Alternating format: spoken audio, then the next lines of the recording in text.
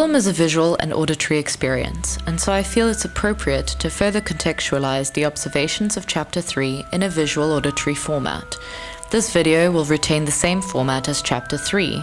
I'll separate the film excerpts into 3 sections: the opening scenes, moments where the theme occurs at length or in its entirety, and moments where motivic material is quoted or used to develop a new theme. The excerpts in each section will be presented in consecutive order of the films, and Chapter 3 can be used as a reference whilst watching the video. As mentioned in Chapter 3, one of the first places where transformation of Hedwig's theme can be heard is in the progression of the opening scenes. Each opening becomes visually darker and more sinister to match the developing narrative. Hedwig's theme occurs in each of the opening scenes bar the second episode of Deathly Hallows, and the music is transformed to suit the darkening aesthetic.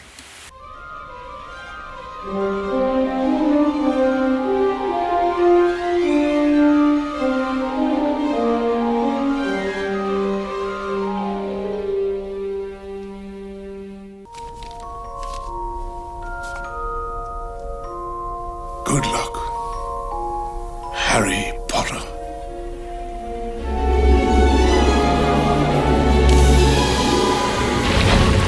Harry Potter and the Philosopher's Stone opens with fast, sporadic, ascending and descending violin and celesta runs, which become background texture upon which Section A of the theme floats.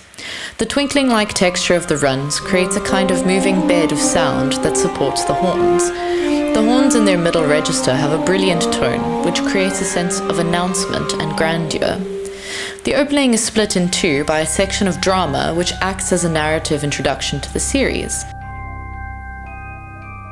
The second half of the opening occurs at the end of this section of action. The theme begins without the upbeat in B-flat minor, with broken chords supporting the melody line in the background. The theme is augmented and slightly slower. The solo celesta is reminiscent of the sound of a baby mobile and feels like a lullaby with the image of baby Harry's sleeping face. The Harry Potter logo is usually accompanied by the second theme, or in the later films by new musical material. Without the need for narrative introduction, the opening of the Chamber of Secrets is much shorter, with no divide between the Warner Brothers logo and the Harry Potter logo and title.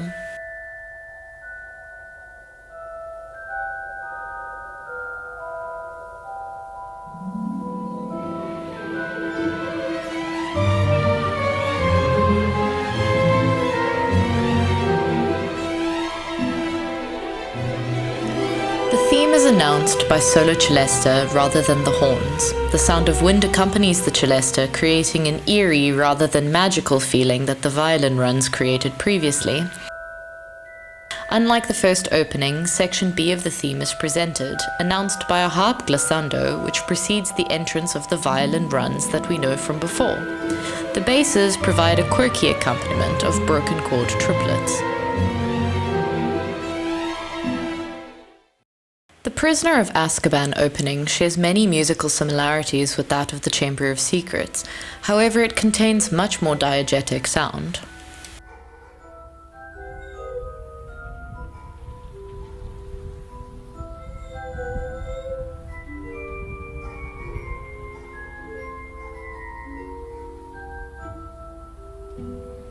Although this opening contains action between the Warner Brothers logo and the Harry Potter logo and title, there is no break in the music. Hedwig's theme is presented in full, followed by the second theme. There are no changes to the theme melodically or rhythmically, and the instrumentation that was used in the Chamber of Secrets is maintained here. The theme repeats in full, with the return of the violin and celesta runs, which create a busyness and excitement that only builds the louder that Harry speaks his spell. In the repetition, the theme is given once again to the horns, a timbral shift that also occurred in the Chamber of Secrets opening. Lumos Maxima. Lumos Maxima. Only the first 3 films composed by John Williams include Hedwig's theme, followed directly by the second theme in the opening scenes. From the 4th film onwards, the second theme is never used in the opening scenes, and is used even more sparsely throughout the films. The opening to Goblet of Fire marks a very clear transition from the music of John Williams to that of a new composer, Patrick Doyle. Instead of using Hedwig's theme to accompany the Warner Brothers logo, Doyle opens the film with a dramatic new theme dominated by a strings and brass orchestration. Doyle then transitions into new melodic material in C minor, which you can hear is based on the melodic motive from Hedwig's theme, section A1. Continuing this dramatic tone, Doyle has opted for a full-string orchestration of Hedwig's theme, which he has chosen to accompany the Harry Potter logo for the first time. In terms of melodic changes to the original theme, Doyle has only raised 4 notes by a semitone, but the effect that this has on the tone of the theme is significant.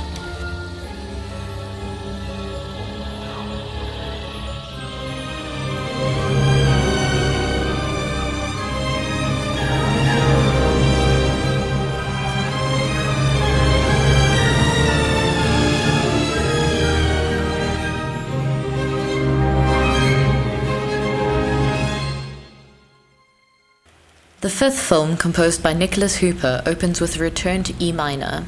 The first few seconds of the opening with the low E drone and the ghostly whispering set a much darker tone than what Williams set with his violin and celesta runs.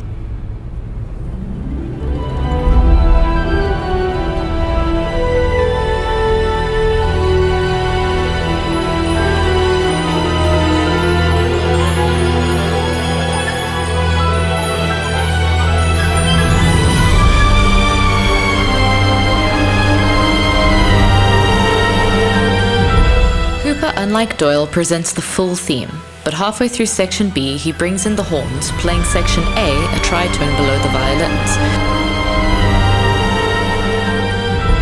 This is an interesting reconstruction of the theme contrapuntally, which creates a beautifully mysterious moment.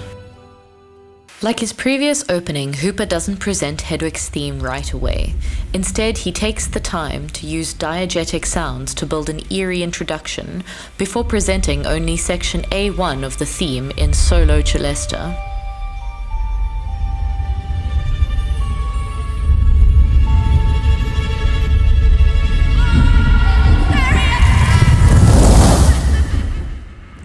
With his own more structured violin runs, Hooper references the violin runs from Williams's original score, except instead of sounding magical, they sound like a whistling wind. Alexander Desplat's transformation of Hedwig's theme for Deathly Hallows is incredibly simple yet very effective. He follows the approach of Hooper, setting up a dark atmosphere with diegetic noise before presenting the theme. Section A is presented by the solo celesta in E minor, however the second half is played a minor third lower and the final note is omitted.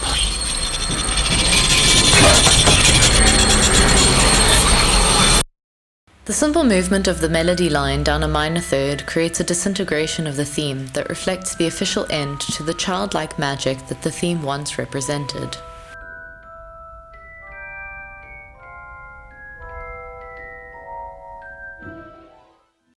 The continued use of Hedwig's theme into the Fantastic Beasts series is an interesting concept, considering that the films are set 65 years prior to the Harry Potter story and the existence of Hedwig the Owl. Nevertheless, the use of the theme links the new franchise to the Harry Potter films under the banner of the Wizarding World. James Newton Howard uses Hedwig's theme to accompany the Warner Brothers logo in both of the Fantastic Beasts films.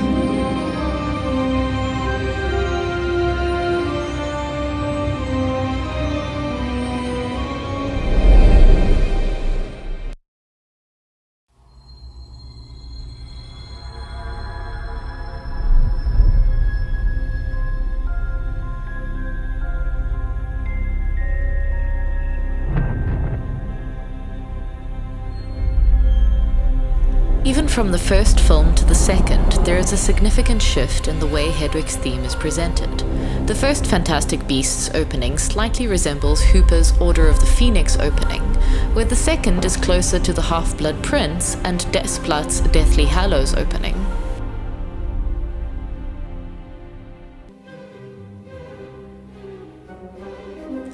Looking in more detail at each film, there are some interesting moments where the theme is used at length or in its entirety. These moments enable further exploration into how each composer adapted the theme for the moment. Although throughout this thesis I discuss how each composer transforms the theme, it cannot be overstated just how much John Williams, the creator of Hedwig's theme, transforms it to suit various moments in the films. There is something symphonic in the way that John Williams scored, particularly the first two films.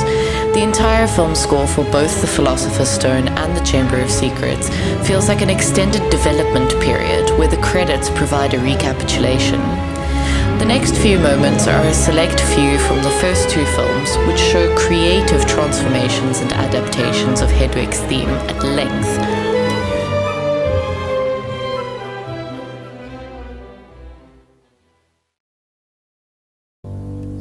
In my opinion, best day of the week. Why is that, Dudley? Because there's no post on Sundays. Right you are, Harry.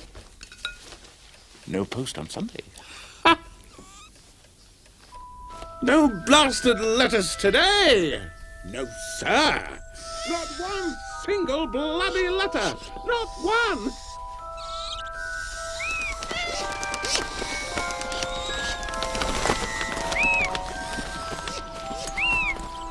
No, sir! Not one blasted miserable...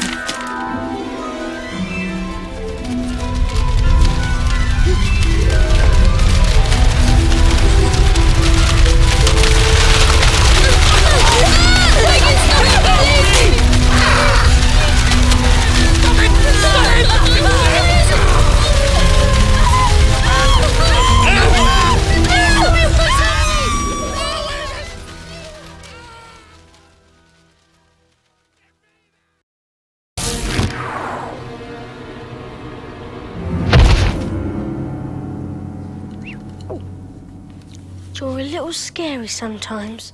You know that. Brilliant, but scary. Let's go. Sorry. It's for your own good, you know.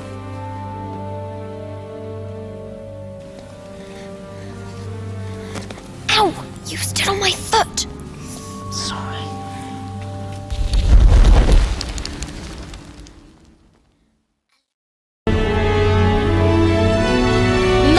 To H3.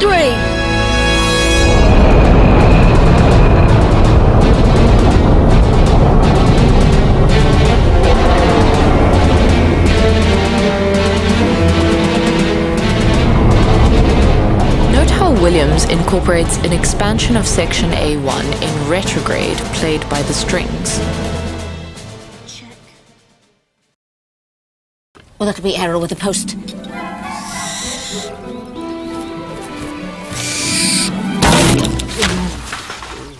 Fetch it, will you, Percy, please? Errol? He's always doing that. Oh, look, it's our Hogwarts letters. Oh! And they've sent us Harry's as well. Dumbledore must know you're here, Harry. Doesn't miss a trick, that man. Oh, no. This lot won't come cheap, Mum. The spellbooks alone are very expensive. We'll manage. The mood sombers as the Weasleys express shock over the cost of their school supplies, and Harry seems uncomfortable knowing that money is not a concern for him. Let me introduce you to your new defense against the dark arts teacher. Me. Gilderoy Lockhart, Order of Merlin, 3rd class, honorary member of the Dark Force Defense League, and 5 times winner of Witch Weekly's. One may wonder why Williams would choose to use Hedwig's theme to create Lockhart's theme. It could be satirical considering Lockhart thinks highly of himself and fancies himself and Harry to be alike in many ways, when really he's quite the joke of the Hogwarts staff. My cat has been petrified. I want to see some punishment! We will be able to cure her, Argus. As I understand it, Madam Sprout is a very healthy growth of mandrakes. When matured, a potion will be made which will revive Mrs. Norris. And in the meantime, I strongly recommend caution. With a change in director whose style of film was starkly different from Columbus's work, we see Williams's overall scoring for Prisoner of Azkaban change. He makes far less use of Hedwig's theme, opting rather to develop material from his third theme or writing completely new material. However, there are a few presentations of the theme that have not been significantly transformed directly, but rather the orchestration and instrumentation of these presentations changes their tone significantly into something more mature and serious, whilst still maintaining their magical quality. I'm quite convinced the castle is safe, and I'm more than willing to send the students back to their houses. What about Potter? Should he be warned? Perhaps, but for now, let him sleep. For in dreams, we enter a world that's entirely our own. Let them swim in the deepest ocean, or glide over the highest cloud.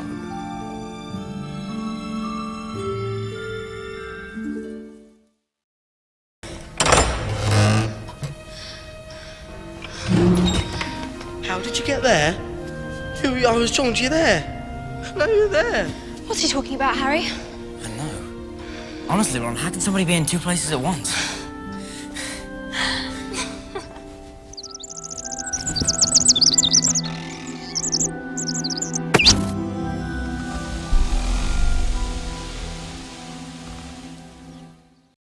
As previously mentioned, Patrick Doyle takes a very different approach to scoring Harry Potter and the Goblet of Fire. For many audience members, the sudden change in tone really upset the flow of the series, and for that reason his score, although it received great praise as a film score, was greatly criticized for straying too far from the sound world Williams had created. Doyle only makes use of Hedwig's theme 4 times throughout the entire film. Everything else is new music. The only time Doyle presents the entire theme is in the scene on the train to Hogwarts, and the way that he transforms it is through the change in meter and slight rhythmic alterations, as well as with the instrumentation and orchestration, giving the theme a more mature purpose.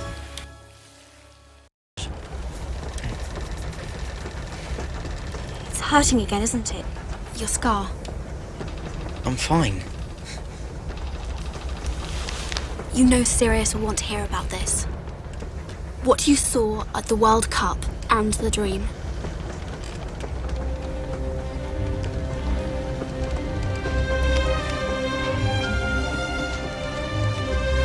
Hedwig. There we go.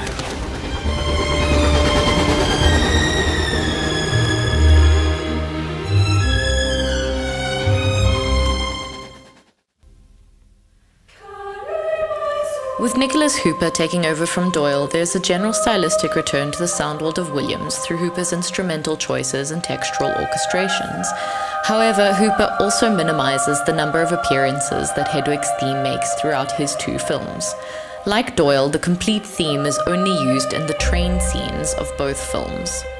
The way that Hooper treats the theme in the train scene of The Order of the Phoenix is, in my opinion, one of the most interesting uses of the melodic material. What he does is beautifully simple, moving the melodic material between horns and the piccolo to create a slight call-and-response-like form, and then creating quite pleasant contrapuntal movement towards the end. The general orchestration of this moment is reasonably similar to that of Patrick Doyle's train scene.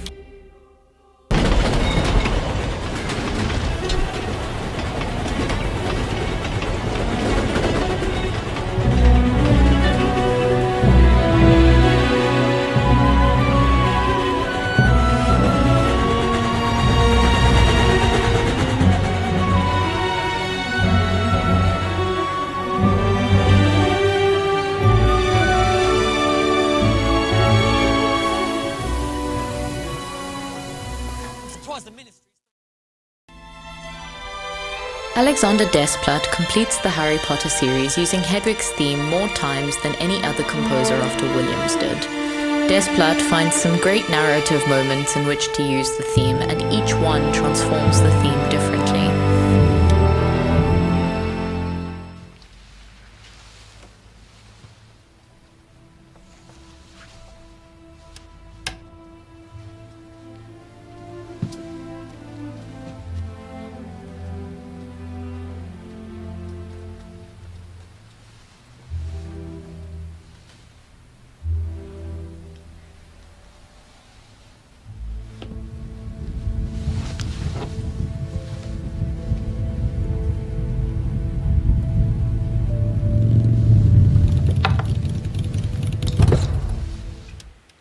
This musical idea, as Harry bids farewell to the cupboard under the stairs, is repeated at the end of part 1 when Dobby dies. Instead of representing magic and childhood, Desplat uses the theme in these moments to represent a complete end of Harry's childhood. Hold on, okay? We'll fix you. Hermione, have something in your bag. Hermione? Hermione? Help me! Such a beautiful place to be with friends. Dobby is happy to be with his friend, Harry Potter.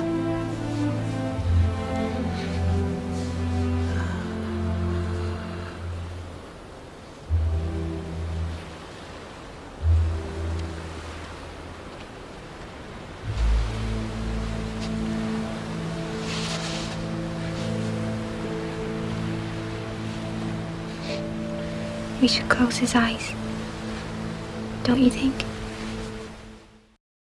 Desplat creates nostalgia as Hagrid prepares to take Harry away, with the strings that accompany the theme in Solo Celesta opening on a C major 7 within the key of E minor. As for Harry... Yes? The real Harry. Where the devil are you, anyway? Here. You ride with Hagrid. I brought you here 16 years ago, when you were no bigger than a bow truckle. Seems only right that I should be the one to take you away now. Yes, it's all very touching. Let's go!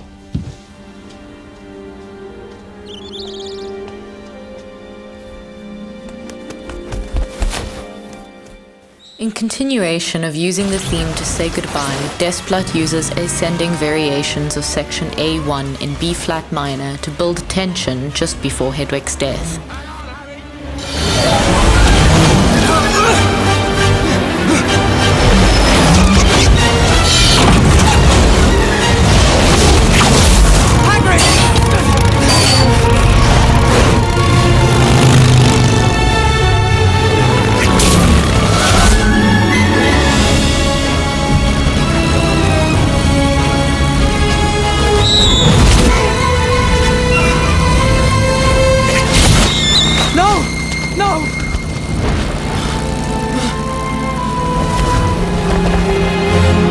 Dropping most of the instruments in the orchestration and giving the motif to violin and flute emphasizes the shock and emotion of this moment. This is another incredibly interesting yet very simple moment where Desplat transforms the theme. Using the same rhythmic pattern as when Hedwig dies, the theme is presented by solo celesta and double basses. The theme in the basses is augmented, creating an echo-like effect, even though the melody lines begin at the same time. And what?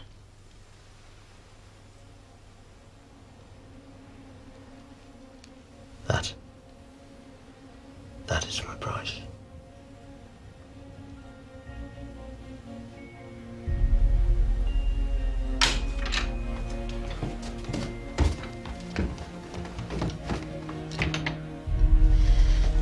Are you thinking there's Horcrux in Bellatrix's vault?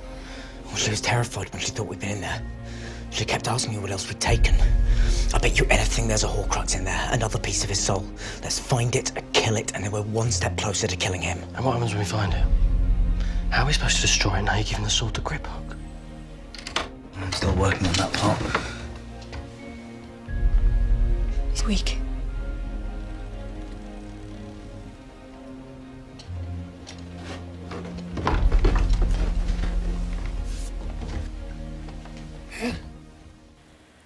The same musical idea is used again towards the middle of part 2 with fuller orchestral accompaniment and slight variation.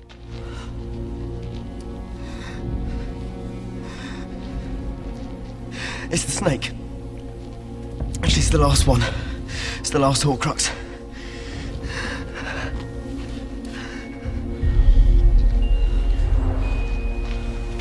Look inside him, Harry. Find out where he is. If we find him, we can find the snake. And we can end this.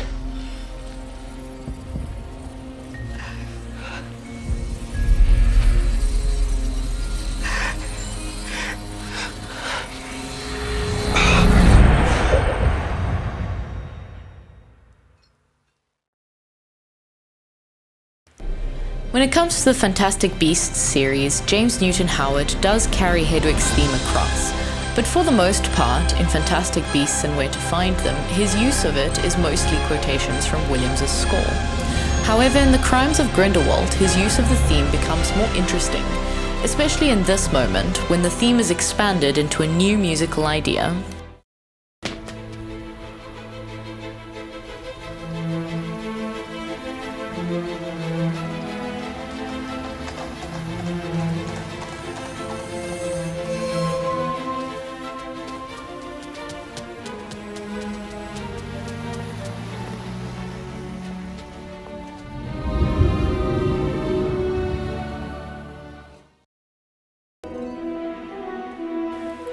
Some of the most exciting presentations of Hedwig's theme are the ones that are sometimes more difficult to hear.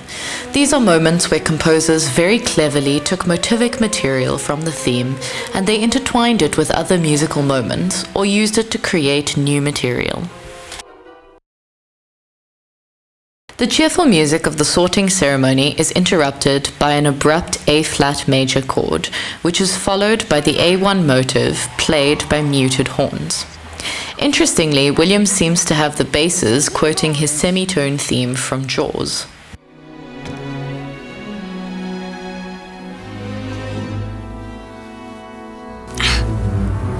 Harry, what is it? Where shall I... Nothing. Nothing, I'm fine. Let's see. I know! As Harry and Ron realize what needs to be done, section A1 can be heard interlaced with the overtone series on E. You understand, right, Harry? Once I make my move, the Queen will take me.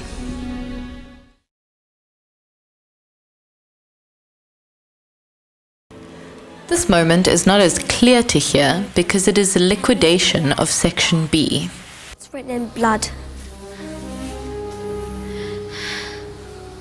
Oh no.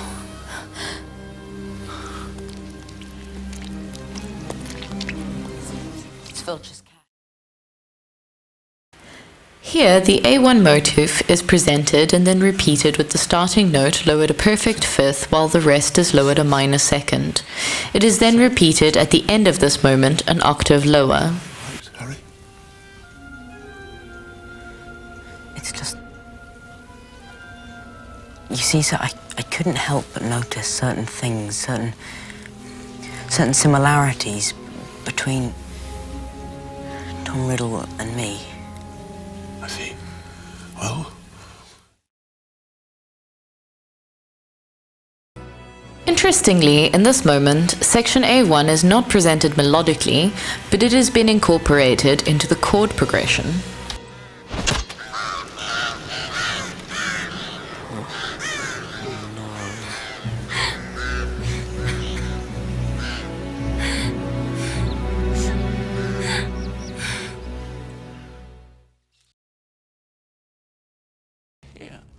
As the tension builds in this moment, only the first three notes of the A1 melodic motif are repeated by the violins. Famous as me these days.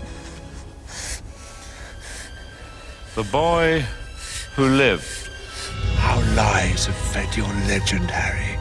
Shall I reveal what really happened that night 13 years ago? Shall I divulge how I truly lost my power? In this moment, the melody of section A1 is used to build tension by the horns against the steady pulse of the strings and bass drum.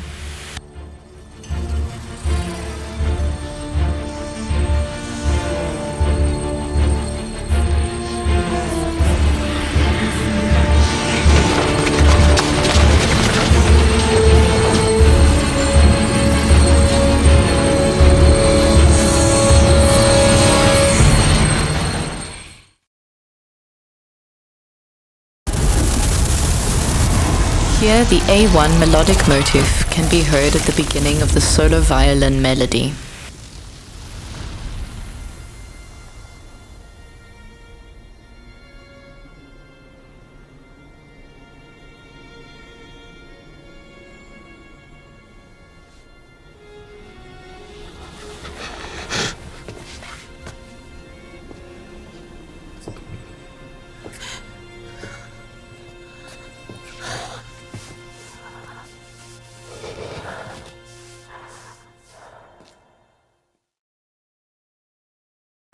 The A1 melodic motif is presented with the second note omitted. The motif is repeated and used in a slow descending sequence which becomes slightly hypnotic.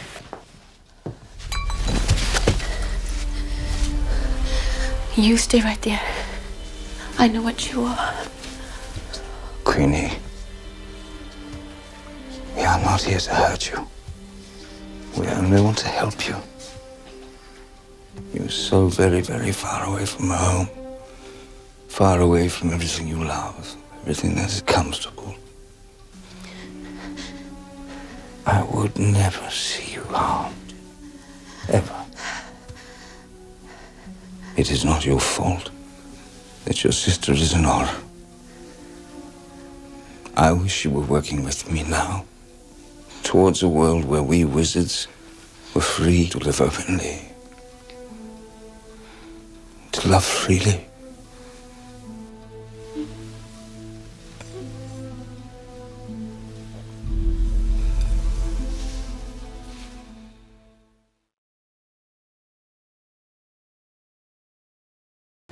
A triumphant melody is presented in the horns, which can be heard to be a variation of the section A melodic line.